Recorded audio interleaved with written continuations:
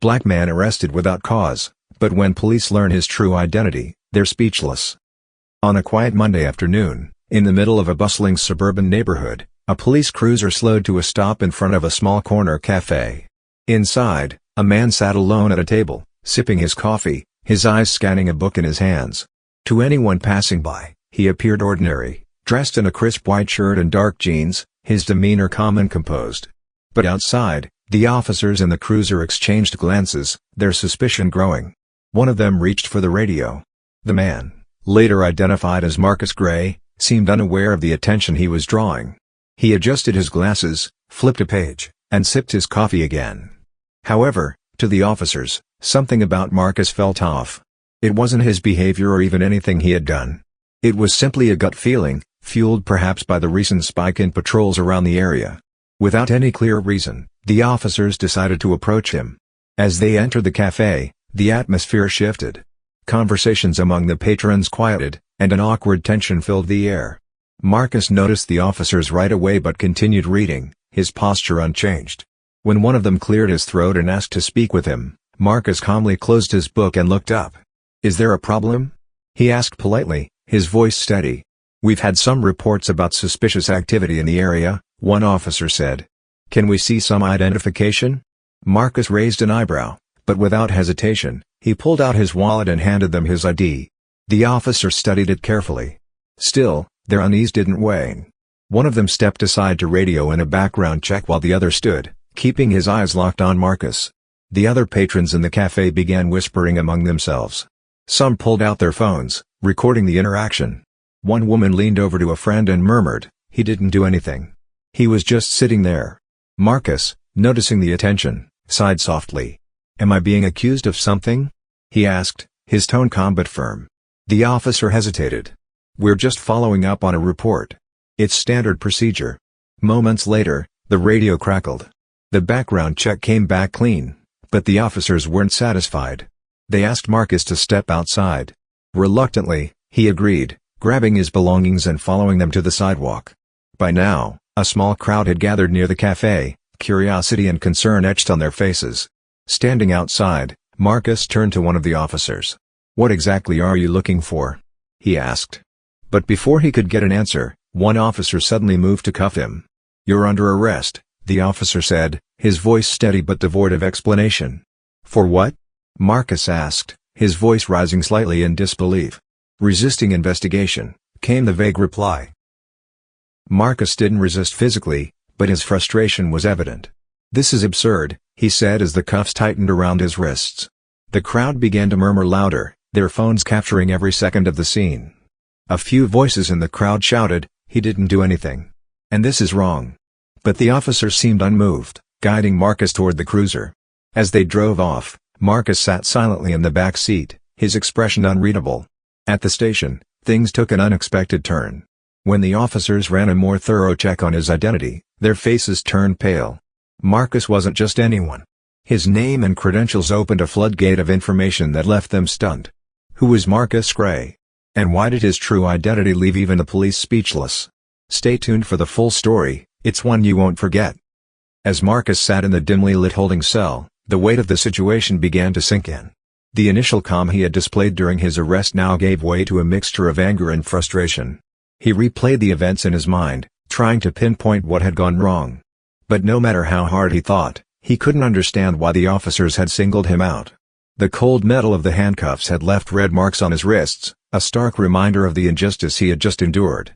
At the front desk of the police station, chaos was brewing. One of the officers who had arrested Marcus stared at the screen of his computer, his brow furrowed deeply. "This can't be right," he muttered, his voice laced with disbelief. He called over another officer, who leaned in to read the information displayed.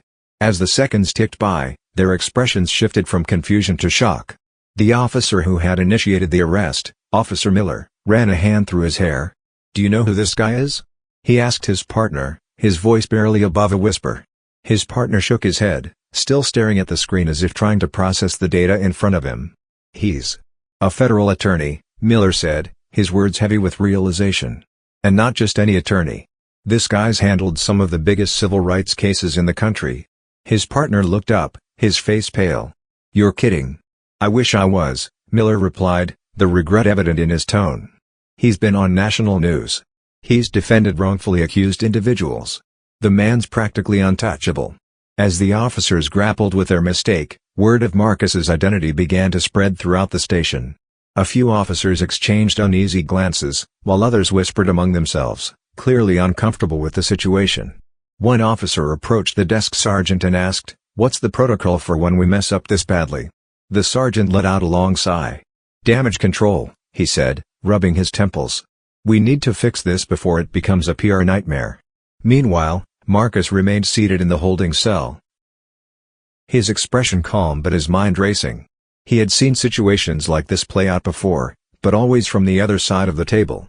Never in a million years had he imagined he'd become the subject of such a blatant miscarriage of justice. Suddenly, the door to the holding area opened, and Officer Miller stepped inside. His demeanor was noticeably different, his shoulders slightly hunched, his eyes avoiding Marcus's gaze. "Mr. Gray," Miller began, his voice tight with tension, "we need to have a word with you." Marcus stood, his expression unreadable. "About time," he said, following the officer out of the cell. He was led into a small interrogation room where two senior officers were waiting.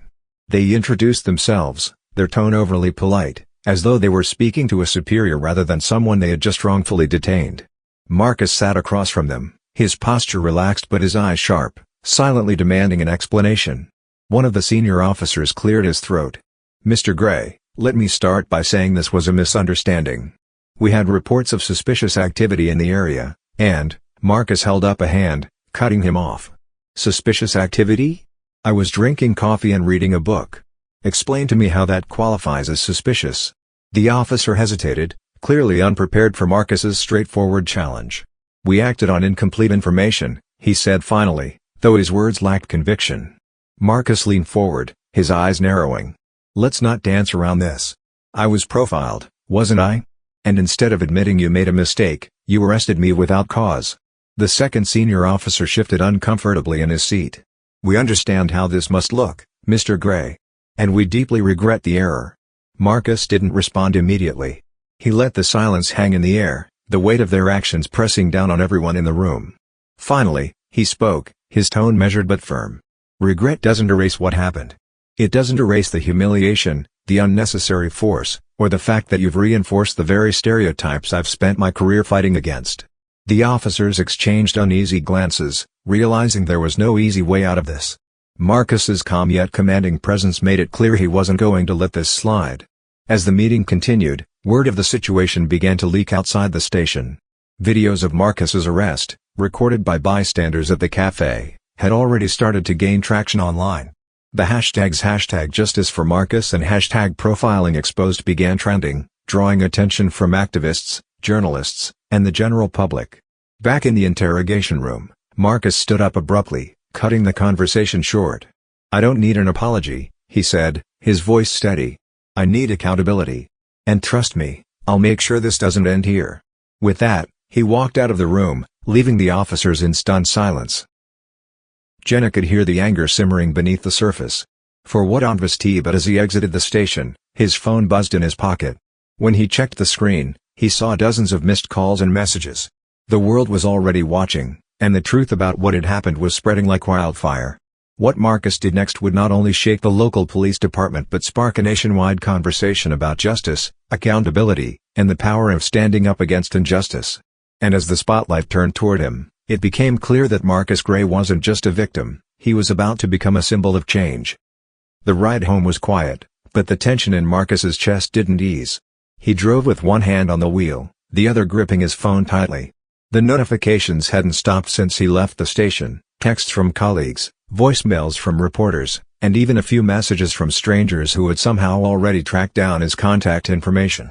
He hadn't responded to any of them yet. Right now, his focus was on processing the weight of what had happened and planning his next move. When he pulled into the driveway of his modest two-story home, Marcus sat in the car for a moment, staring blankly at the dashboard. His mind raced through fragments of the day, the café, the officers, the cold, accusing glares, and the suffocating tightness of the handcuffs. No matter how composed he had appeared outwardly, the experience had shaken him deeply. It wasn't just the humiliation, it was the undeniable realization that even someone like him, A respected attorney with a spotless record could be reduced to a mere suspicious figure in an instant. Inside the house, the smell of fresh coffee lingered, a stark contrast to the sour taste the day had left in his mouth. His wife, Jenna, greeted him in the hallway, her face etched with concern. She had heard about the arrest before he even had the chance to call her, thanks to the viral videos circulating online. Jenna was a journalist, sharp and unyielding, and Marcus could already see the wheels turning in her head. "Marcus," she began, her voice soft but urgent. "What happened? Are you okay?" He set his keys on the table and let out a long sigh. "They arrested me for no reason," he said bluntly. "Claimed I was resisting investigation." His tone was measured. "But Gation?" she pressed, crossing her arms. "You were drinking coffee, for crying out loud." Marcus shook his head, pacing the length of the living room.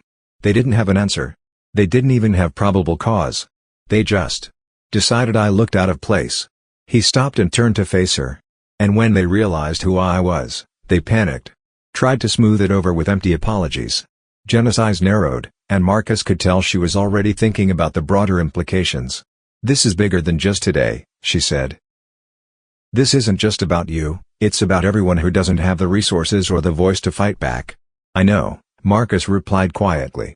He sank onto the couch, running a hand over his face. "I've spent my career fighting for those people. And now I'm living proof of exactly what they go through." The two sat in silence for a moment, the weight of the situation settling over them. Jenna eventually broke the quiet. "What's the next step? Are you going to file a formal complaint?" Marcus nodded slowly. "I have to. But it's not just about the complaint. This isn't something we can let fade into the background. People need to know that this happens, even to someone like me." Jenna's lips pressed into a thin line, her determination evident. "Then we make sure they know. You tell your story. And I'll make sure it gets heard." That night, Marcus began drafting a detailed account of the day's events. His hands moved steadily over the keyboard as he wrote down every interaction, every word exchanged, and every moment of doubt or fear he had felt. The process was cathartic, but it also fueled his resolve. He wasn't just writing for himself, he was writing for the countless others who had been silenced, dismissed, or ignored. As the hours passed, Marcus delved deeper into his memories, not just of the arrest but of the countless instances throughout his life where he had been judged or underestimated because of the color of his skin. He thought about the time in law school when a professor had questioned whether he had written his own paper, despite its brilliance. He thought about the client who had hesitated to hire him until they learned about his impressive win record. And now, he thought about the officers who had seen him sitting in a cafe and decided, without any evidence, that he must be up to no good. By the time he finished writing, it was well past midnight. Marcus leaned back in his chair and stared at the glowing screen, his eyes tired but his mind buzzing with ideas. Jenna walked in with a cup of tea, her expression softening when she saw the look of determination on his face. "Got it all down?" she asked, setting the tea on the desk. "Every detail," he replied. "Now it's just a matter of what to do with it." Jenna smiled faintly. "You've always known what to do, Marcus. This is no different." But deep down, Marcus knew this time was different. The stakes felt higher, the consequences more far-reaching. He wasn't just an attorney fighting for justice, he was now part of the very narrative he had spent years trying to change. The next morning, Marcus woke to a flood of new messages.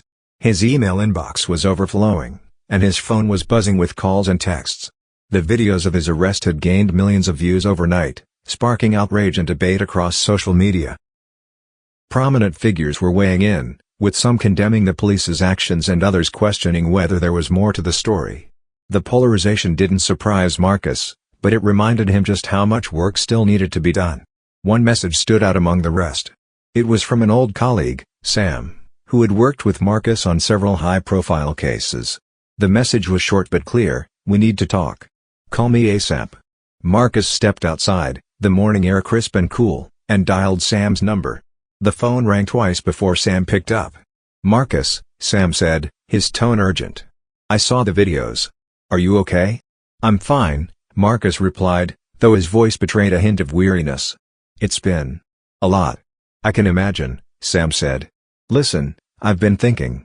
This could be a turning point, not just for you but for the broader fight against systemic bias. If you're willing, I think we can use this to push for real change." "I'm willing," Marcus said without hesitation. "But I want to make sure this doesn't just become another viral moment that fades away. It needs to lead to something tangible. That's why I'm calling," Sam said. "I've got some ideas. But first, I need you to know that this won't be easy. The backlash is going to be intense. Are you prepared for that?" Marcus took a deep breath. He thought about the years of hard work, the sacrifices, and the unshakable belief that justice was worth fighting for. "I've never been more prepared," he said. As the call ended, Marcus felt a renewed sense of purpose. The road ahead would be long and filled with challenges, but he was ready. This wasn't just his fight, it was a fight for everyone who had ever been judged, dismissed, or silenced. And Marcus Gray wasn't about to back down. Over the next few days, Marcus's life transformed into a whirlwind of attention and action. Every major news outlet wanted an interview, and his name was trending on social media alongside hashtags demanding accountability. Jenna worked tirelessly by his side, helping him sift through requests and advising him on how to share his story effectively without losing sight of the bigger picture. Still, amid all the activity, Marcus found himself struggling with a deep sense of unease. He wasn't used to being in the public eye this way. As a lawyer, he'd always worked behind the scenes, letting his clients take center stage while he guided them through the complexities of their cases. Now, the spotlight was on him, and every word he said was being analyzed, debated, and dissected. It was during one of those quiet moments, late at night when Jenna had already gone to bed, that Marcus's phone buzzed with a message. He glanced at the screen and saw it was from an unknown number. The message read, "You're making a lot of noise. Be careful who you're up against." For a moment, Marcus just stared at the text, a chill running down his spine.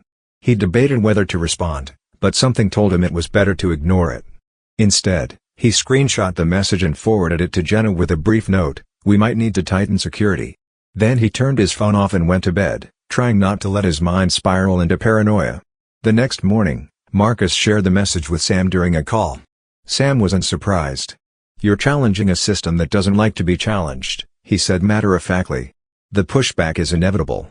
But we've faced this before, and we'll face it again." "Yeah, but it's different when it's personal," Marcus replied. "I'm used to fighting for other people. Now it feels like the fight is following me home." Sam was silent for a moment before responding. "That's how you know you're hitting a nerve. Stay the course, Marcus. You're doing the right thing." Later that day, Marcus decided it was time to go public in a more formal way. He scheduled a press conference outside the police station, ensuring that the setting would serve as a powerful backdrop for his message.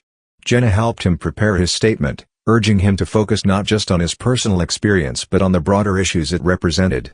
When the day arrived, the area outside the station was packed. Journalists with cameras and microphones jostled for position, while a growing crowd of supporters held signs with messages like "Justice for All" and "End Racial Profiling." Marcus stood at a small podium, his demeanor calm but resolute. He took a moment to scan the crowd before beginning. "I want to thank everyone for being here today," he started, his voice steady. "This isn't just about me. This is about a system that allows individuals to be judged, detained, and humiliated based on nothing more than their appearance."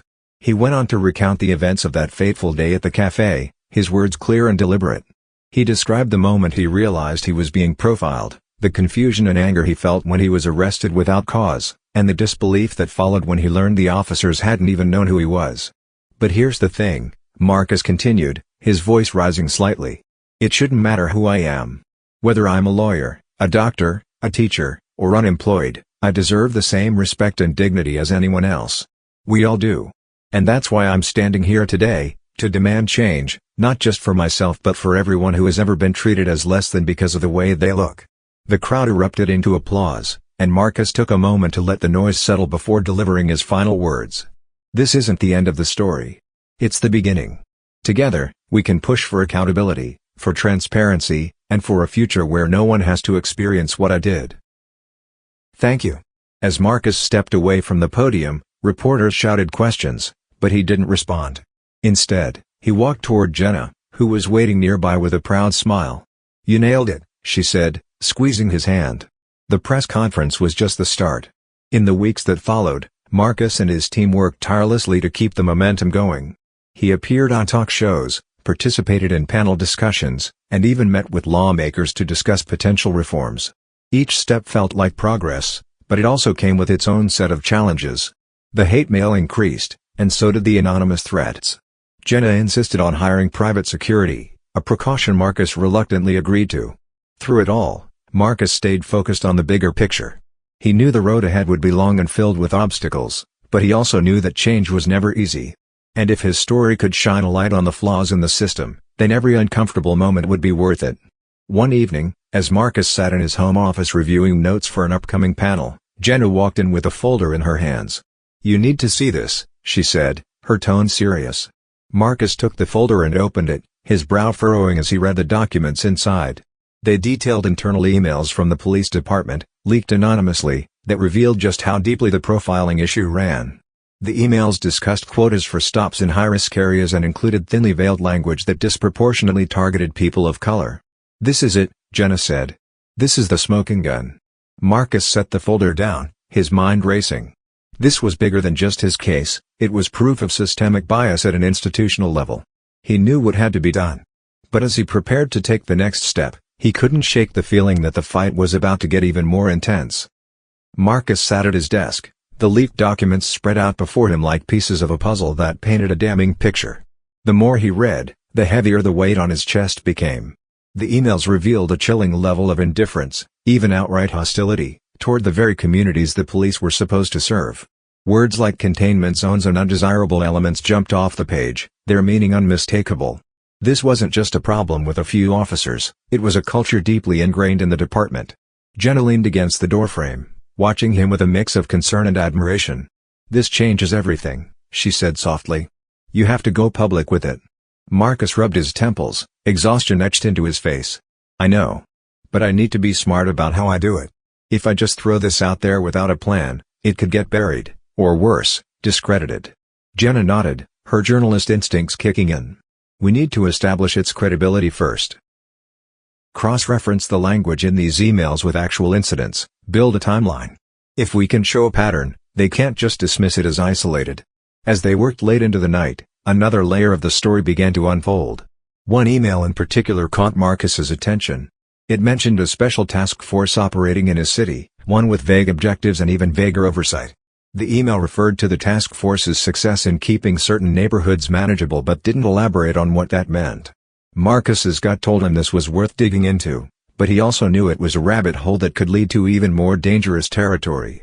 Meanwhile, outside their home, the world was shifting. The leaked documents had already begun to circulate online, shared anonymously by the same source who had sent them to Marcus.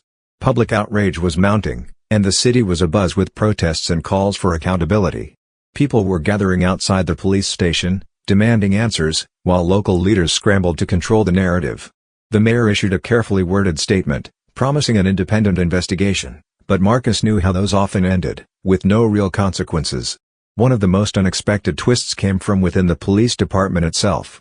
Marcus received an encrypted email from someone claiming to be an officer on the force.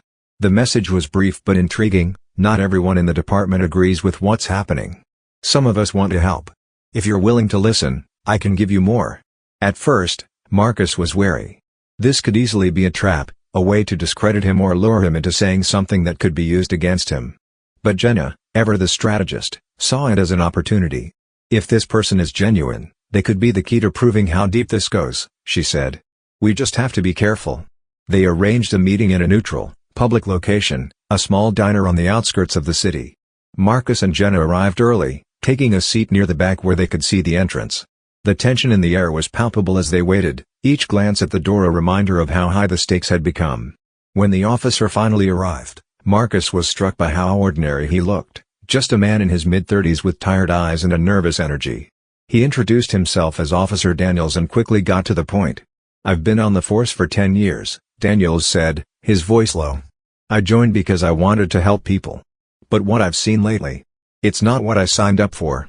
He went on to describe the inner workings of the department, confirming many of the suspicions Marcus had developed while reading the emails. Daniels spoke of unspoken quotas, where officers were pressured to meet certain numbers by the end of their shifts, even if it meant targeting innocent people. He explained how certain neighborhoods were treated as training grounds for rookies, with little regard for the harm caused to the residents. But what struck Marcus the most was Daniels's account of the task force mentioned in the emails. According to him, it operated almost like a shadow unit, with its own chain of command and objectives that were never fully explained to the rank-and-file officers. "They don't answer to anyone," Daniels said. "Not the chief, not the mayor. They just do what they want." As Daniels spoke, Marcus felt a mix of anger and determination. This was exactly the kind of inside perspective he needed to expose the system for what it was. But it also raised new questions. Who was behind this task force? And what were they trying to achieve? After the meeting, Marcus and Jenna sat in the car, digesting everything they had learned. "This is bigger than I thought," Marcus admitted. "If what Daniels says is true, this isn't just about racial profiling. It's about unchecked power." Jenna nodded, her expression grim. "And if they're willing to go this far, they won't hesitate to come after us to protect themselves." The words hung in the air, a stark reminder of the risks they were taking. But neither of them wavered. They knew the fight was just beginning, and the road ahead would only get more treacherous. As they drove home, Marcus's phone buzzed with another message, this one from a number he recognized. It was Sam, and the text was brief: "We need to talk. Call me as soon as you can." The cryptic message sent a jolt of unease through Marcus. He glanced at Jenna, who gave him a reassuring nod. Whatever was coming next, they would face it together. But as the car turned onto their quiet street, Marcus couldn't shake the feeling that the conflict was about to escalate in ways he couldn't yet predict. The unease that had settled over Marcus grew heavier as they pulled into their driveway. The house was dark, save for the faint glow of the porch light. Marcus hesitated for a moment, his hand lingering on the car door handle. Jenna noticed and placed a reassuring hand on his arm. "We'll get through this," she said softly, her voice steady despite the tension in the air. Marcus nodded, exhaling slowly before stepping out of the car. As they made their way inside, the weight of the day seemed to follow them, lingering in every shadowed corner. Jenna locked the door behind them, double-checking the deadbolt out of an abundance of caution. Marcus immediately dialed Sam, pacing the living room as the call connected. When Sam answered, his tone was unusually serious. "I just got off a call with someone high up," Sam began without preamble. "They're scrambling, Marcus. The leaked documents have them in full damage control mode, and they're looking for a scapegoat. You need to be careful. They'll try to discredit you." Marcus frowned, gripping the phone tighter. "What do you mean? How could they discredit me? The documents speak for themselves." Sam hesitated before responding. "They're digging into your past, your cases, your personal life, everything. If they find even a shred of something they can spin, they'll use it. And if they can't find anything, they'll make something up." The words sent a chill down Marcus's spine. He had always kept his personal and professional lives above reproach, but the idea of being targeted with fabricated accusations was unsettling. He thanked Sam for the warning and promised to stay vigilant. After hanging up, Marcus shared the conversation with Jenna. She listened intently, her brow furrowed in concern. "They're getting desperate," she said finally. "That means we're getting close to something big. But it also means we need to be smarter than ever." They decided to double down on their preparations. Jenna reached out to trusted journalists she had worked with in the past, sharing carefully vetted portions of the leaked documents to ensure the story would continue to spread, even if Marcus became the target of a smear campaign. Meanwhile, Marcus began compiling his own evidence, every interaction, every threat, every odd occurrence, documenting it meticulously in case he needed to defend himself. The next morning, Marcus woke to a flood of notifications on his phone. His name was trending again, but this time, the headlines were different. Accusations of misconduct during one of his past cases had surfaced, with anonymous sources claiming he had manipulated evidence to win. Marcus's heart sank as he read through the articles, each one painting him as a lawyer willing to bend the rules for personal gain. "This is it," he muttered, showing Jenna his phone. "This is their play." Jenna scanned the articles, her jaw tightening. "We knew this was coming. They're trying to muddy the waters, make people question your credibility. But we can fight this." Marcus nodded, though a part of him couldn't help but feel the weight of the accusations. Even if they were baseless, the damage to his reputation could be lasting. Still, he refused to let it derail their efforts. Later that day, he held another press conference, addressing the accusations head-on. Standing in front of a crowd of reporters and supporters, Marcus spoke with conviction. "These claims are false, and they are a distraction," he said. "They are an attempt to shift the focus away from the real issue, a broken system that needs to be held accountable. I won't be intimidated, and I won't be silenced. The truth will prevail." The crowd erupted in applause, but Marcus could see the reporters' pens flying, their questions already forming.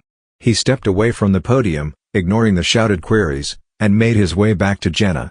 "We have to keep the pressure on," he said, his resolve hardening. Over the next few days, new developments emerged. each one adding to the growing complexity of the situation. Officer Daniels contacted Marcus again, this time with more detailed information about the task force. He provided names, dates, and locations of operations that had targeted specific communities under the guise of maintaining order. Marcus cross-referenced the information with the leaked documents, uncovering a pattern that was impossible to ignore. But just as they were preparing to go public with the new evidence, another twist emerged. Marcus received an anonymous email containing a single video file. He opened it cautiously, his stomach knotting as the footage played. It showed a meeting in a dimly lit room, several men in suits discussing strategies to manage the fallout from the leaked documents. One of them mentioned Marcus by name, suggesting that eliminating the source might be the simplest solution. Jenna, who had been watching over his shoulder, gasped. This is a direct threat." Marcus's mind raced. The video was proof of a deliberate effort to silence him, but it also put him in even greater danger. He knew he had to act quickly, but every move felt like stepping deeper into a minefield.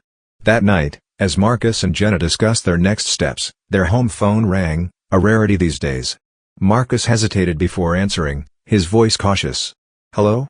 A deep, unfamiliar voice responded. "You're playing a dangerous game, Mr. Carter. Walk away while you still can." The line went dead, leaving Marcus gripping the receiver, his pulse pounding. He set the phone down and turned to Jenna, his expression grim. "They're not just trying to discredit me," he said quietly. "They're trying to scare me off the case entirely." Jenna's eyes narrowed, her determination evident. "Then we'll show them we're not afraid. We've come too far to back down now." As the night stretched on, Marcus and Jenna prepared for the next battle, knowing that the stakes were higher than ever. The truth was within reach, but so were those who would stop at nothing to bury it. The following days felt like a race against an unseen clock. Marcus and Jenna moved with a sense of urgency, knowing they had to act before the forces working against them could strike again. The anonymous threats kept coming, each more unsettling than the last, but they only seemed to fuel Marcus's determination. Every email, every phone call, every shadow that lingered too long in their periphery was a reminder of the stakes. Still, they pressed on, driven by the weight of the truth they were uncovering. Marcus's meetings with Officer Daniels became more frequent and more secretive. Daniels revealed a troubling detail about the Shadow Task Force: their operations weren't just about control. They were about silencing dissent in the most brutal and covert ways possible. People who had once spoken out against the force had vanished, their disappearances dismissed as unrelated incidents. Daniels shared names, addresses, and chilling first-hand accounts from other officers who had turned a blind eye for fear of losing their careers, or worse, their lives. Jenna worked tirelessly behind the scenes, connecting dots and reaching out to allies who could help amplify their findings. One of those allies was a prominent civil rights lawyer named Eliza Navarro, known for taking on cases that no one else would touch. When Marcus and Jenna presented her with the evidence they had gathered, Eliza didn't hesitate. She immediately agreed to join their fight, bringing with her a team of seasoned investigators and a network of journalists eager to expose the corruption. Despite the growing coalition, the threats escalated. Late one evening, while Marcus was reviewing case files in his home office, the power suddenly cut out. The house plunged into darkness, the hum of the appliances replaced by an oppressive silence. Jenna called out from the living room, her voice tinged with worry. Marcus grabbed a flashlight and made his way to her, the beam cutting through the shadows as they checked the windows and doors. Outside, the street was eerily quiet, the usual glow of porch lights conspicuously absent. Before they could process what was happening, a car sped past their house, its headlights briefly illuminating their faces. Something small and metallic clattered onto the front porch before the car disappeared into the night. Marcus's heart raced as he opened the door, shining his flashlight on the object, a broken padlock, its jagged edges glinting ominously. He didn't need to say anything. Jenna's expression mirrored his own fear. The message was clear: their home wasn't as safe as they thought. The next morning, Marcus filed a police report about the incident, though he knew it would likely go nowhere.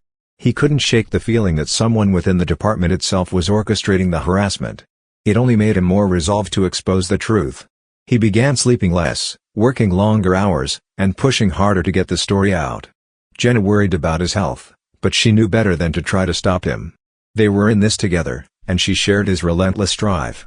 Meanwhile, Eliza and her team uncovered something even more explosive: a direct link between the Shadow Task Force and several high-profile disappearances that had been dismissed as accidents or suicides. The evidence pointed to a coordinated effort to eliminate perceived threats, with the task force acting as judge, jury, and executioner. Eliza cautioned Marcus to proceed carefully, warning that what they had now wasn't just a scandal, it was a conspiracy that reached into the highest levels of power. As word of Marcus's investigation spread, public support began to swell. Protests grew larger, more organized, and more vocal. People from all walks of life came forward, sharing their own stories of harassment and injustice. For the first time, it felt like the tide was beginning to turn. But with that shift came an even greater sense of danger. One night, as Marcus was driving back from a late meeting with Eliza, he noticed a car following him. At first, he thought it might just be a coincidence, but every turn he made was mirrored by the vehicle behind him. His hands tightened on the wheel as he tried to shake the tail, taking a series of random turns through unfamiliar neighborhoods. The car stayed with him, its headlights glaring in his rearview mirror. Marcus's pulse quickened as he weighed his options. He couldn't lead them back to his home, where Jenna was waiting. Instead, he decided to head to a well-lit gas station, hoping the presence of cameras and other people would deter whoever was following him. As he pulled into the lot, the car slowed but didn't stop, continuing down the road and disappearing into the night. Marcus exhaled, his grip on the wheel loosening slightly, but the encounter left him rattled. When he finally made it home, Jenna was waiting at the door, her worry evident. Marcus didn't want to alarm her, but he couldn't keep the incident to himself. As he recounted what had happened, Jenna's expression hardened. "They're trying to scare you off," she said firmly. "But it won't work. We're too close." The tension between them and their unseen adversaries was at an all-time high. Every move felt like a gamble, every decision fraught with risk.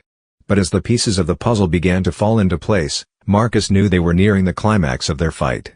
The truth was within reach, and with it came the promise of justice, or the danger of retaliation that could shatter everything they had worked for.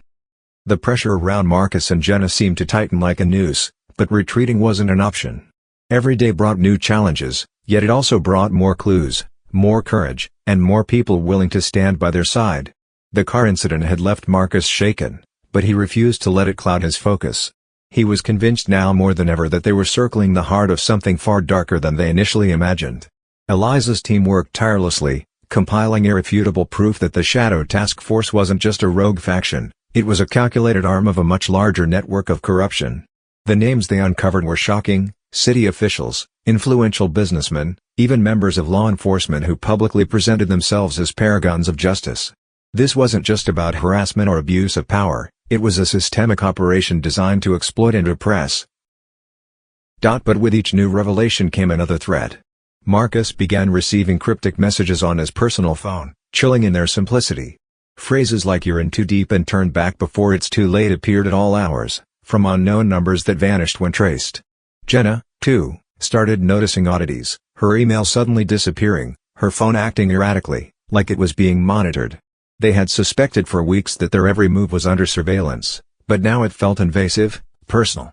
One evening, as Marcus sat in his study reviewing the newest set of files Eliza had sent, he noticed something unusual. Buried in one of the documents was a reference to a hidden location, a warehouse on the outskirts of the city frequently mentioned in coded communications between task force members. It was listed as a safe house, but the wording hinted at something far more sinister. Marcus's instincts told him this could be a turning point. If they could uncover what was happening there, it might be the key to blowing the entire operation wide open. When Marcus shared his discovery with Jenna, she was cautious. "If this place is as important as it seems, it'll be heavily guarded. You can't just walk in there. You'll need help." "I know," Marcus agreed. "But this might be the only way to get solid evidence. We can't afford to wait." Jenna reached out to Eliza, who arranged for a small team of trusted investigators to scout the location. They agreed to be discreet, knowing any misstep could tip off their adversaries. The plan was to gather intel and, if possible, retrieve tangible evidence of the task force's activities. The following night, Marcus, Jenna, and the team parked a safe distance from the warehouse. The area was desolate, surrounded by overgrown brush and rusting industrial equipment. The air was heavy with the scent of oil and damp earth, and the only sounds were the distant hum of traffic and the occasional rustle of leaves. Marcus felt his heartbeat quicken as they approached the building, its looming structure barely visible under the faint moonlight. Eliza's team moved with practiced efficiency, using small cameras and audio recorders to capture everything. Marcus and Jenna stayed close, their nerves taut as they scanned the area for signs of activity. From the outside, the warehouse appeared abandoned, its windows shattered and its metal walls streaked with rust. But as they moved closer, subtle details betrayed its true purpose: fresh tire tracks in the dirt, faintly glowing security cameras hidden in the shadows, and the unmistakable hum of generators coming from within. Suddenly, a light flickered inside the warehouse, casting faint silhouettes against the cracked glass. Marcus signaled for the team to hold back as he and Jenna edged closer, careful to stay out of view. Peering through a gap in the wall, they saw a group of men gathered around a table laden with documents, weapons, and what appeared to be surveillance equipment. Their faces were obscured by shadows, but their movements were precise, methodical. Jenna nudged Marcus and pointed to one of the documents on the table. Even from their position, they could make out the words Operation Clean Sweep printed in bold at the top. It was a term they had seen before in the leaked files, a code name for one of the task force's most controversial missions, linked to several unexplained disappearances. As they watched, one of the men stepped forward, holding up a photograph. It was grainy, but there was no mistaking the subject: Marcus. Jenna stifled a gasp as the man spoke, his voice low but clear. "He's getting too close," the man said, slamming the photo onto the table. "If he exposes us, it'll bring down more than just this operation. We need to act now." Marcus felt a cold sweat break out across his skin. This wasn't just about stopping him, they were planning something immediate, something dangerous. He motioned for the team to retreat, knowing they couldn't risk being discovered. Back in the safety of their car, Marcus's mind raced. The mention of Operation Clean Sweep and the direct threat against him confirmed that they were on the brink of uncovering the full extent of the conspiracy. But it also meant the stakes were higher than ever. One wrong move could cost them everything, not just the evidence, but their lives. As they drove away from the warehouse, Marcus glanced at Jenna, whose face was illuminated by the faint glow of the dashboard. Her expression was a mix of fear and resolve. She reached over and gripped his hand tightly, as if to anchor him. "We're in this together," she said softly. "No matter what happens." Marcus nodded, but the weight of what lay ahead pressed heavily on him. The climax was near, and with it would come the ultimate test of their courage and conviction. They had come too far to turn back, but the road ahead was darker than anything they had faced before. The car ride back was quiet, but the air was thick with tension. Marcus kept glancing in the rearview mirror, half expecting another vehicle to appear out of nowhere, tailing them like before. Jenna's grip on his hand never loosened, a silent reassurance that they would face whatever came next together. But even as they reached the relative safety of their home, it was clear that neither of them felt any real relief.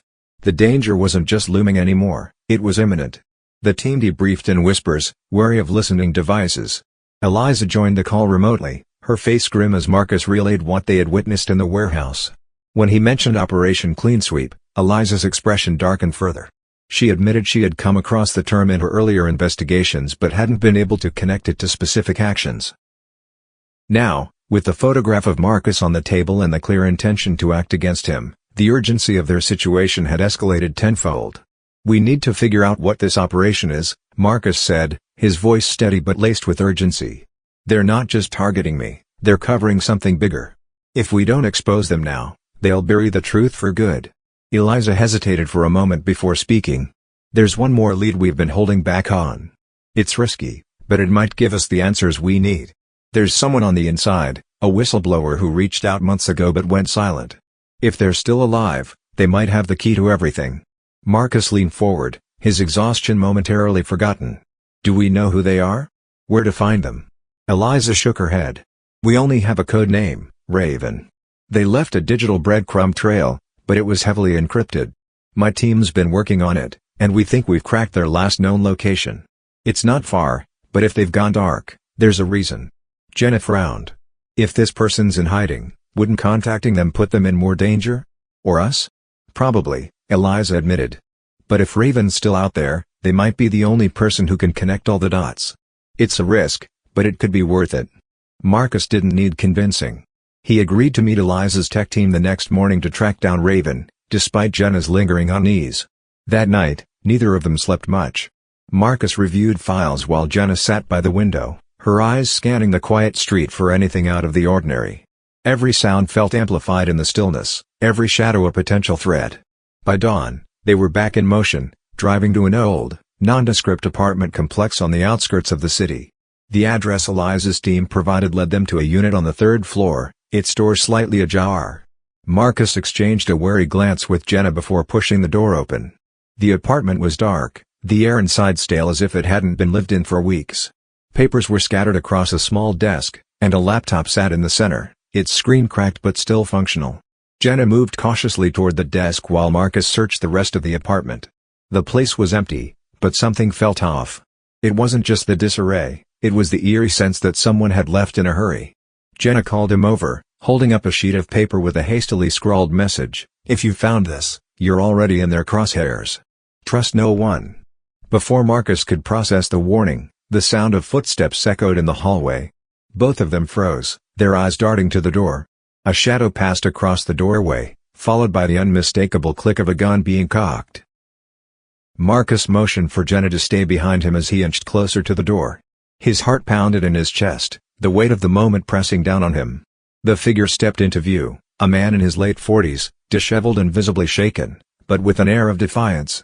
He held a handgun loosely at his side, his eyes darting between Marcus and Jenna. "Who are you?" the man demanded, his voice hoarse. "What are you doing here?" Marcus raised his hand slowly, trying to appear non-threatening. "We're looking for Raven." "Are you Raven?" The man hesitated before nodding, his grip on the gun tightening. "You shouldn't have come here. They're watching everything." "We don't have a choice," Marcus said, his voice steady despite the tension. "We know about the task force. We know about Operation Clean Sweep. If you have information, we need it now. Lives are at stake." Raven's expression shifted, the fear in his eyes giving way to something darker, anger, perhaps, or resolve. He gestured for them to close the door and lower their voices. "You have no idea what you've stepped into," he said. "Clean Sweep isn't just about silencing people. It's about erasing them, every trace of their existence, gone. If they've marked you, they won't stop until you're nothing more than a memory." Marcus pressed for details, and Raven reluctantly began to talk. He revealed that Clean Sweep was the culmination of years of covert operations designed to suppress dissent and eliminate threats to those in power. The task force was just one part of the machine, but it was the most dangerous because it operated without oversight. "They don't just kill," Raven said. "They rewrite the narrative. Make it look like you never existed." As Raven spoke, Marcus noticed his hands trembling. He realized the man wasn't just scared, he was terrified. Before they could ask more questions, Raven's phone buzzed on the table. He glanced at the screen and paled. "They've found me," he whispered. Jenna grabbed Marcus's arm. "We need to get out of here. Now." But before they could move, the sound of tires screeching outside filled the air, followed by the heavy thud of boots on the stairs. Marcus's mind raced as he tried to think of an escape plan. Raven shoved a USB drive into Marcus's hand, his eyes desperate. "Take this. It's everything. Expose them." "What about you?" Marcus asked. Raven shook his head. "It's too late for me. Go." Marcus hesitated, but Jenna pulled him toward the window. Together, they climbed out onto the fire escape just as the door burst open behind them. The last thing Marcus saw before they descended into the alley was Raven, standing defiantly as armed men stormed the apartment. The sound of gunfire echoed as Marcus and Jenna ran, the USB drive clutched tightly in Marcus's hand. Whatever was on it, they knew it was now their only chance to bring the truth to light, and their only hope of survival. The alleyway was narrow, shrouded in shadows, and damp with the lingering moisture from the night air. Marcus and Jenna kept their movements swift and calculated, avoiding the main streets where they would be easily seen. Their breaths came in shallow gasps as they dashed through the maze of back alleys, the sound of their hurried footsteps echoing in the silence. The USB drive was burning a hole in Marcus's pocket, and with each step, the weight of their decision pressed down harder. Raven had sacrificed himself to give them a chance. They couldn't waste it. But the sense of urgency was suffocating. Marcus kept checking over his shoulder, half expecting to see flashlights cutting through the darkness, or hear the sharp click of boots on the pavement behind them. Every corner they turned felt like a trap, every dark doorway a hiding place for someone who might be hunting them. The realization hit him with unsettling clarity: Raven had been right. They were already in too deep. The forces they were up against didn't play by the rules. They erased people. They didn't just kill, they erased. Jenna, sensing his growing anxiety, reached out and grabbed his arm, pulling him to a stop behind an old dumpster. She could feel his pulse racing beneath his jacket. "We need to focus, Marcus," she whispered urgently. "We don't know what's on that drive, but it's our only chance." He nodded, forcing himself to steady his breath. "You're right. We need to get back to Eliza. She'll know what to do with it." Their brief moment of respite didn't last. A distant siren wailed, cutting through the quiet like a warning. Then another, closer this time. Marcus's heart skipped a beat. It was happening, no one had to tell him. They were being hunted, and they weren't safe here. Jenna's hand tightened around his arm. We can't risk it. If they're already on us, it's too dangerous to go straight to Eliza's. We need to lay low. Marcus met her eyes, her face pale but determined. He knew she was right. They couldn't go to Eliza just yet, not while they were so exposed. Where do we go, then? Jenna hesitated, her gaze flickering to the end of the alley where streetlights glowed faintly. I know someone. An old friend. They're off the grid, but they can help us lay low. They'll know how to get us out of the city until we figure out what to do next. It wasn't the plan Marcus had in mind, but he trusted Jenna. He didn't have a choice. Lead the way. They moved quickly but cautiously, staying close to the shadows, their steps muffled by the damp ground beneath them. The sounds of sirens continued to grow closer, and every new noise made Marcus's pulse race. He felt the weight of the USB drive like a ticking time bomb in his pocket, and the dread of what they might find on it gnawed at him. Jenna's contact lived in a rundown neighborhood on the edge of the city, a place where the streets were more dirt than pavement, and the buildings were crumbling. It wasn't a place anyone would go unless they had to. They reached a small, weather-beaten house at the far end of the street. A light flickered behind the cracked windows, and as Jenna knocked on the door, the hairs on the back of Marcus's neck stood on end. They weren't alone anymore. The feeling of being hunted had become a tangible presence. The door creaked open slowly, revealing a woman in her late 30s, with sharp features and eyes that seemed to pierce through you. She wore a thick jacket, and her expression softened when she saw Jenna. Jenna, the woman said in a low voice. You made it. And you brought company. This is Marcus, Jenna introduced him quickly. We need help. Now. The woman, whose name was Nora, gestured for them to enter, her eyes darting around to make sure no one was watching. Once they were inside, she locked the door behind them and moved with quiet purpose, pulling a small bag from a shelf near the door. What's going on? You're not supposed to be here, Jenna. And you, she said, turning to Marcus, you don't look like someone who's just in town for a visit. We're not, Marcus replied, taking a deep breath. There's a task force. They've been monitoring us, and now, he paused, glancing at Jenna before continuing, now they're trying to kill us. Nora's face grew serious as she set the bag down on the table. A task force? What kind of operation are you mixed up in? Marcus didn't want to explain it all, he didn't even know it all himself, but there was no hiding it now. It's bigger than anything we thought. Raven, he gave us a lead. A USB drive. We need to figure out what's on it, but if they catch us with it. Nora nodded, her eyes narrowing. I know the risks. Trust me, I do. You've done the right thing by coming to me. I've helped people in your position before, but the stakes are high. Whatever's on that drive, it's not just about exposing corruption. It's about survival. Jenna handed the drive over without hesitation, trusting Nora's expertise. Nora immediately connected it to a small laptop and began running diagnostics. The seconds felt like hours as Marcus watched her work, his mind spinning with the implications. What did Raven mean when he said they would erase people? How far did this task force's reach extend? Finally, Nora looked up, her face pale. It's worse than I thought. There's more here than just a simple operation. This goes all the way to the top. Before Marcus could ask more, the sharp sound of breaking glass echoed from the front of the house. Someone had broken in.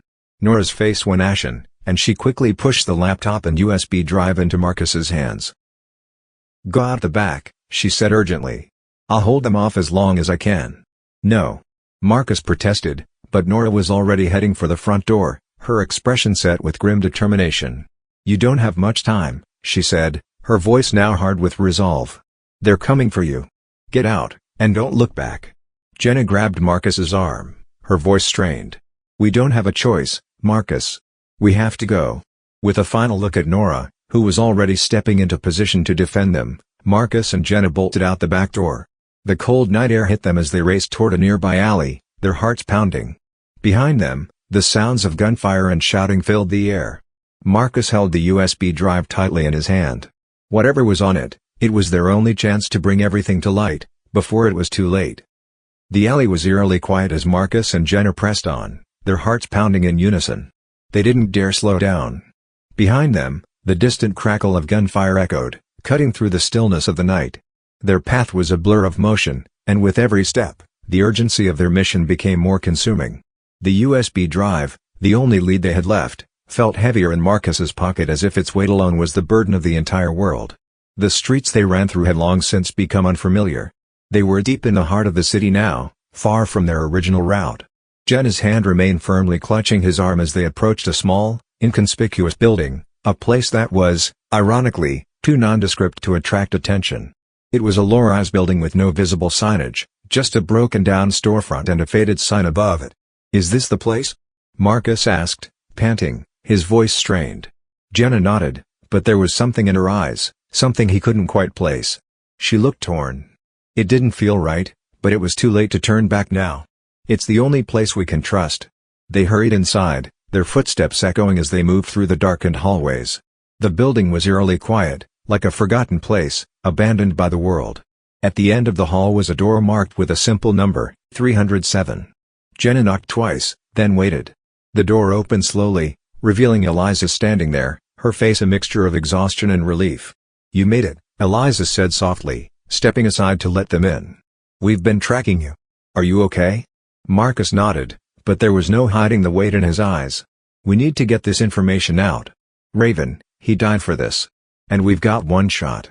Eliza nodded gravely, but she was focused on the flash drive Marcus handed her. "We've all been waiting for this moment." With no time to waste, Eliza hooked the drive to her laptop. The screen flickered briefly before revealing a massive database, files upon files that outlined every operation, every name, every transaction tied to Operation Clean Sweep. It was everything Marcus and Jenna had feared, and more. Corruption at every level. Government officials. Corporate leaders. Law enforcement. Everyone, it seemed, was involved. But as the data downloaded, a sudden realization struck Marcus. This wasn't just a system of oppression. It was something darker, something far beyond political agendas. He looked at Eliza, confusion and dread filling his chest. "What is this?" he asked, his voice trembling. Before she could respond, the lights in the room flickered. A low hum filled the air, and Marcus's gut twisted as the sense of danger grew tenfold. Jenna's eyes widened. "Eliza, what's happening?" Eliza stood frozen, her fingers still hovering over the keyboard, her face pale. "It's impossible." Just as she spoke, a voice crackled through the speakers in the room, cold and mechanical. "You should have never gotten this far." Marcus whipped around, trying to locate the source of the voice, but it was everywhere at once. Then the walls seemed to close in on them, the air thick with the oppressive weight of the moment. "Who is this?" Marcus demanded, his pulse racing. "What do you want from us?" The voice laughed, low, deep, and unsettling. "I am everything. The system you've uncovered is only a fragment of a much larger design." "Raven? He was a pawn, just like you. You were never meant to find the truth. But now that you have, it's already too late." Jenna grabbed Marcus's arm, panic in her eyes. "We need to leave, Marcus. Now." But before they could make a move, the door slammed shut with an ominous thud, and the room plunged into darkness. The hum that had filled the air intensified, now vibrating through their very bones. The temperature dropped, and Marcus could see his breath as it fogged in the cold air. In the distance, a faint red glow appeared on the walls, outlining strange symbols and equations that seemed to shift and change as if alive. "This isn't just a conspiracy," Eliza whispered, her voice trembling. "It's a program. A system. Something far more dangerous than we could ever imagine. This is not just about control. It's about erasure, recreation." The words hit Marcus like a physical blow, his mind scrambling to understand what Eliza was saying. "What are you talking about? This is some kind of sick joke, right? What are they doing to us?" But Eliza didn't have time to explain. The room shook as the hum grew louder, the red glow intensifying until it became a blinding flash. The last thing Marcus saw before everything went black was Eliza's horrified face. When Marcus regained consciousness, he was lying on the cold floor of the same room, but everything had changed. The walls were bare, the symbols gone. The laptop was gone. Jenna was beside him, her breathing shallow. But there was something wrong, everything felt wrong. He looked around, but no sound, no movement, just a chilling stillness. And then the realization hit him. The files. The data. The truth that had been in their hands. It was all gone. He reached into his pocket. The USB drive was still there, but it had changed. The label had been wiped clean, and when he tried to plug it into a computer, there was nothing, just an empty void where the files should have been. As the world around him seemed to collapse, a new voice echoed through the room, This time clearer, more human. "Did you think you could escape it?" The voice belonged to Eliza, but it wasn't her anymore. Her eyes were cold, distant. Her face had twisted, the lines of her expression no longer matching the person he once knew. And then, in a single chilling moment, Marcus understood. They hadn't been playing the game, they were the game. Eliza was part of it now, the system having rewritten her, just as it had rewritten everyone else. The true purpose of Operation Clean Sweep wasn't to control or erase, it was to absorb, to integrate, to become one with the machine. And now, there was no escape. The hunt was over, but the war had just begun. As Eliza's cold, robotic smile grew wider, Marcus felt the floor fall out from beneath him. Marcus's heart pounded in his chest as he staggered back, his mind spinning with the horrifying truth. Eliza, his ally, his friend, was no longer the person he'd known. She had been transformed, absorbed into something far beyond human. A terrifying realization surged through him: this wasn't just a conspiracy, it was a war for control of humanity itself. The USB drive, the files, everything they had fought for, it was all part of a plan he couldn't even begin to understand. And now, Eliza was lost to it. He turned to Jenna, her face pale, her eyes wide with shock and fear. "Jenna, we need to get out of here. Now." But as he reached for her arm, he heard it again, the voice, but this time it wasn't just a whisper. It came from everywhere. It felt like the walls themselves were alive. "You're too late," the voice said, colder than before, more sinister. "This place is only the beginning." The hum from before had returned, louder now, almost deafening.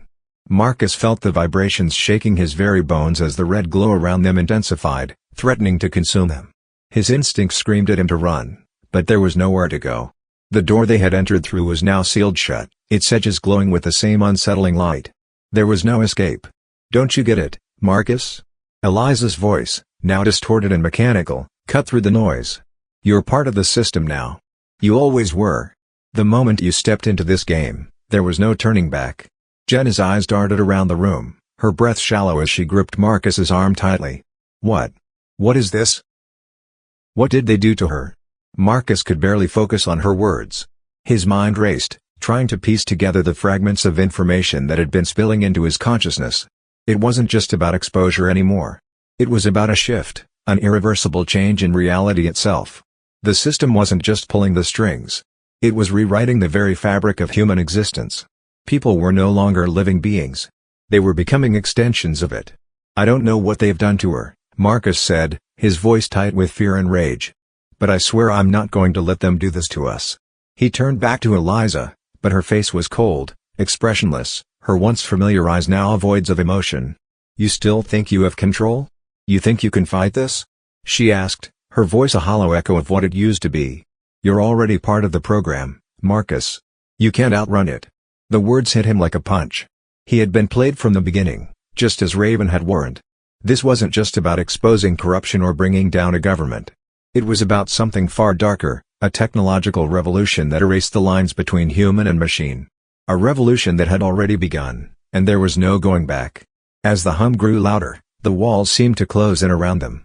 Marcus could feel the weight of it, the weight of the system. The weight of everything he had failed to understand. Suddenly, there was a sharp, blinding flash of light, and Marcus felt a sharp pain in his chest. He looked down to see a thin, metallic wire piercing his skin, its glow pulsing with an unnatural rhythm. It felt like the very air around him was alive, electric and suffocating. Jenna screamed, pulling him away from the wire, but it was too late. The wire was already inside him, burrowing deeper into his skin. It felt like his body was being pulled apart, piece by piece, each nerve and muscle locking up in pain. And then, all at once, the room seemed to shudder as his vision blurred, and the red glow turned into something altogether worse. "Jenna," Marcus gasped, his voice choked as the pain became unbearable. "Get out of here. But before he could finish, the world around him went black. The last thing he saw was Jenna's face, her eyes filled with horror and disbelief, and then nothing. Just the endless, consuming void. When Marcus awoke, he was no longer in the room. The pain had faded, but the emptiness remained. His body felt different, lighter, almost detached, as if he no longer fully inhabited it. His senses were heightened, the world around him sharp and distorted. He blinked several times, trying to focus, but the surroundings were unrecognizable. He was standing in a sterile, metallic room, the walls smooth and featureless. There was no sign of Jenna. There was no sign of Eliza, either. Just him, alone, with the overwhelming feeling that heart pounding, as he looked around the room. His body felt heavy, like it had been stretched thin and pulled back together, but at least he was no longer floating in the void. The silence was deafening. He took a step forward, his legs unsteady as if testing the limits of his own body. But as he moved, the room seemed to respond, the walls stretching outward, pulling apart like a collapsing web. Before he could fully comprehend what was happening, the walls vanished. Lee was being watched. A voice suddenly filled the room, deep and resonant, yet somehow distant. "Welcome back, Marcus." His heart skipped a beat. It was a voice he knew, but it wasn't just Eliza's. It was something else, something more. "What? What is this?" he asked, his voice weak and trembling. "You've been reprogrammed," the voice said, calm and dispassionate. "Just like the others. You are part of the system now. Part of the greater whole." Marcus stumbled back, his breath coming in shallow gasps. "No. No. This isn't real. Isn't it?" The voice responded, with a cold amusement. "What is real anymore, Marcus? You've been part of it from the start. The system's reach goes beyond anything you ever imagined. People like Raven were never meant to escape. They were part of the test." A chill ran down Marcus's spine as the truth began to hit him with a sickening clarity. Raven had been just another test subject, a pawn in this vast, inescapable game. They all had been. This wasn't just a conspiracy, it was an evolutionary process, an experiment to see how far the system could push before humanity stopped being human. And now it was his turn. The walls around him flickered, shifting, as if the very environment was being restructured, reprogrammed. His body felt foreign, like something was crawling under his skin, changing him. His vision blurred again, and for a moment, he saw flashes of the people he had known, Jenna, Eliza, Raven, images that dissolved into static, their faces becoming indistinct, as if they were no longer real. "What have you done to us?" Marcus whispered, his voice cracking. The voice, now echoing with the unmistakable finality of fate, replied, "You're a part of the program now, Marcus. You always were. There's no escape. There never was." And then, a final, bone-chilling silence. Marcus's world dissolved into darkness again, but this time, it wasn't the end.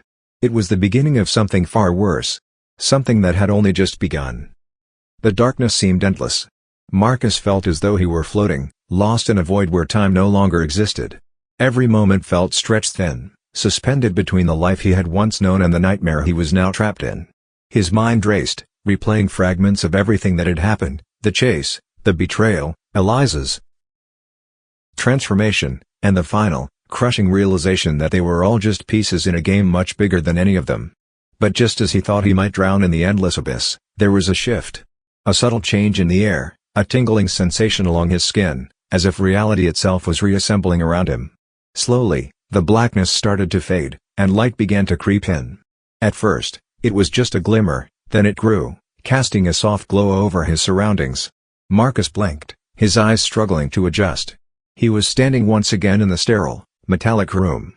But this time, it was different. The walls weren't shifting. The voice, distant and dispassionate before, was silent now. Marcus took a shaky breath, having him standing on the edge of a vast, open space. It wasn't just a room anymore. It was a world, something far bigger, far more complex than anything Marcus had ever known. It was the heart of the system. "Where am I?" Marcus whispered, though he wasn't sure if he expected an answer. But the voice, the one that had echoed in his mind for so long, returned once again, but this time with a different tone, less cold, more aware. "You're inside the core," the voice said, almost as if it were speaking directly into his soul. "The heart of the program. The center of the evolution. Where it all begins, and where it ends." Marcus's stomach turned as the full weight of the words sank in. The system wasn't just an entity, it was a living, breathing thing, an organism of its own, constantly adapting and growing, folding people like him into its DNA. They weren't just being controlled. They were being rewritten, reprogrammed to fit into this new, twisted world order. I'm not one of them," Marcus murmured, his voice thick with disbelief. He still clung to the hope that he could fight back, that there was a part of him left that was untouched by all of this. But the voice only laughed, low and guttural. "You were never truly free, Marcus. You were born into it. All of you were. The system is everywhere. It always has been. You've always been a part of it. And now, you'll help it grow. Marcus's mind reeled. Was this it? Was this the end? Had the fight been pointless? Could he ever be free of this nightmare? Every question seemed to slip away as the room around him pulsed with energy. His skin tingled, and it felt as if something was crawling under it, reshaping him, remaking him into something else. But then, in the depths of his panic, something stirred within him, a glimmer of defiance. His pulse quickened as his thoughts shifted. If this was the system's heart, then surely there was a way to destroy it. A way to fight back. He wasn't going to be another cog in its machine. He couldn't just accept this. Suddenly, there was a faint noise behind him, a whisper, soft but insistent. It wasn't the voice from before. It was something different. Something familiar. Marcus. He whipped around, his eyes scanning the space, heart leaping in his chest. The voice had come from somewhere close, but he couldn't see anyone. Then, out of the shadows, a figure stepped forward, a silhouette that Marcus immediately recognized. Jenna. She was standing there, her face weary but determined. There was no sign of fear in her eyes, just an unyielding resolve. She was alive. She had made it. And somehow, she had found him. Jenna? Marcus breathed, his voice shaking with disbelief. I'm here, she said softly, her eyes never leaving his. I'm here, and I'm not giving up on you. Marcus felt a flood of emotions wash over him. Hope, relief, and yet, a gnawing feeling of doubt lingered. How had she found him? How had she survived? Was she still the same? Or had she, too, been transformed like Liza? She took a step closer, her eyes scanning the room, but she didn't seem concerned about the strange, shifting environment around them. I don't know how we got here, Marcus. But I know we can't let them win. We can't let the system take everything. Everything. Marcus repeated, his mind struggling to catch up. The system isn't just after control. It's after us. It's rewriting everything. It's not just people. It's everything, Jenna finished, her voice steady. We're not the only ones. It's bigger than we think. This isn't just about taking power. It's about erasing humanity and replacing it with something new. Something artificial. But we can stop it. We have to. She grabbed his hand, her grip strong, and for the first time since this nightmare had begun, Marcus felt a sense of clarity. This wasn't the end. It couldn't be. They had survived too much already, and they couldn't just let it all go to waste. Not now. Not when they had the power to fight back. With newfound strength, Marcus looked around the shifting room, his mind racing. This place was the core, the center of the system. But it wasn't invincible. It was alive, yes, but like anything living, it had vulnerabilities. It could be broken. And maybe, just maybe, they were the ones who could do it. Let's finish this, Marcus said, his voice resolute. Jenna nodded, her eyes burning with the same fire that had fueled their journey from the start. Together, they would face whatever came next. Together, they would destroy the system. They had nothing left to lose. And in that moment, Marcus knew the fight wasn't over. It was just beginning. But this time, they weren't alone. And maybe, just maybe, they could turn the tide. The battle for humanity's future was far from finished, but with Jenna by his side, Marcus knew one thing for certain, they had a chance. Marcus and Jenna stood together, facing the unknown. The sterile walls of the core continued to pulse with an eerie glow, their soft hum reverberating through the air. The weight of their situation pressed on them, heavier than ever. They were standing at the precipice of something far bigger than either of them had imagined. But now, with Jenna by his side, Marcus felt a renewed sense of purpose. We can do this, Jenna whispered, her voice full of determination. She squeezed his hand, anchoring him to the present. We're not just fighting for ourselves. We're fighting for everyone. Marcus nodded, the enormity of their task settling in. What the system had created, what it was trying to impose on humanity, was an abomination. It wasn't just about control or power anymore, it was about reshaping the world into something unrecognizable. Something artificial.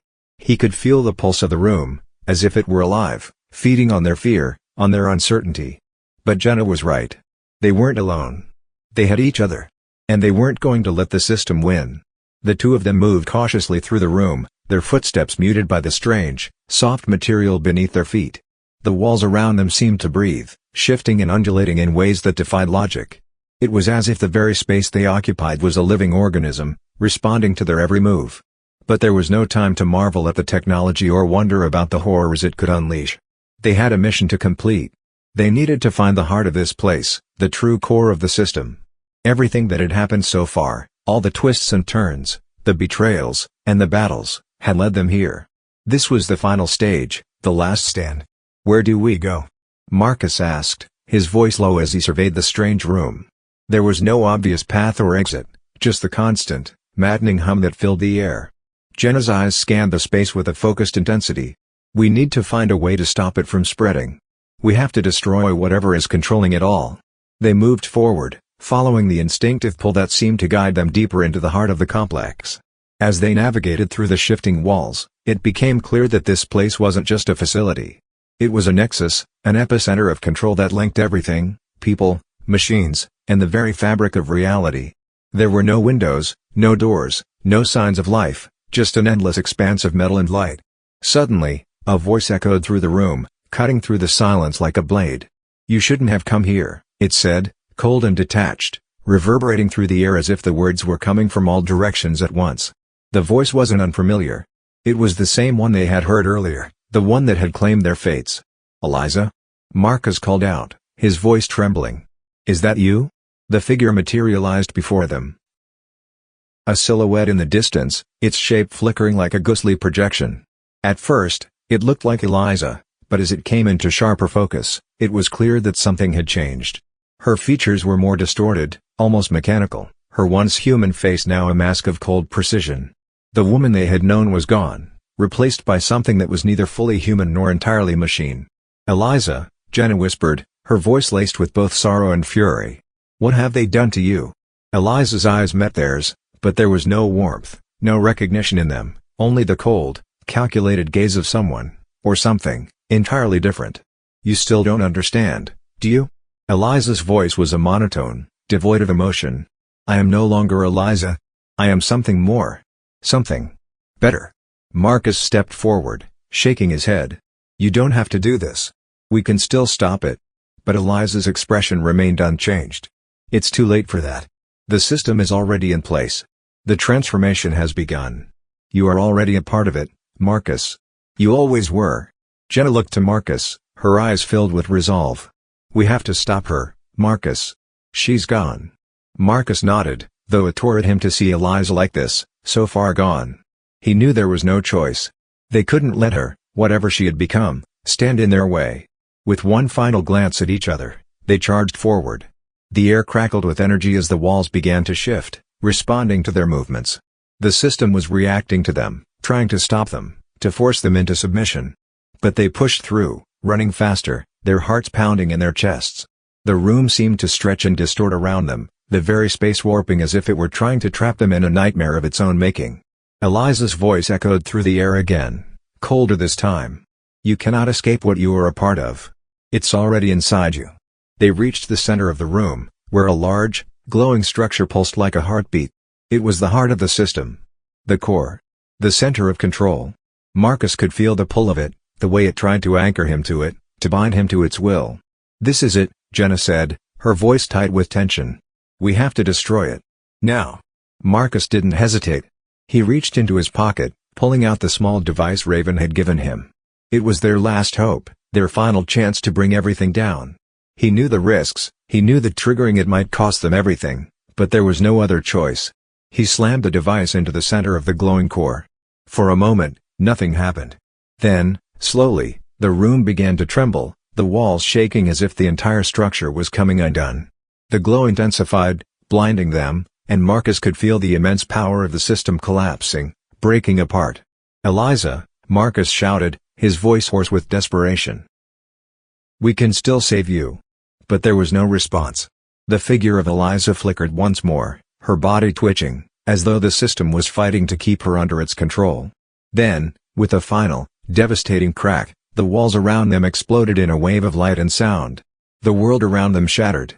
When Marcus opened his eyes again, the core was gone. The walls were no longer shifting. The hum had stopped. The air felt different, quieter. More still. It was as though everything that had been consuming them, everything they had fought against, had finally ceased to exist. Jenna stood beside him, her face pale but relieved. She was still holding his hand, her grip firm, grounded. "It's over," she whispered, as if unsure herself. Marcus couldn't answer at first. He was too exhausted, too numb from everything that had just transpired. But as the seconds stretched on, he realized she was right. The system was gone. Eliza was gone.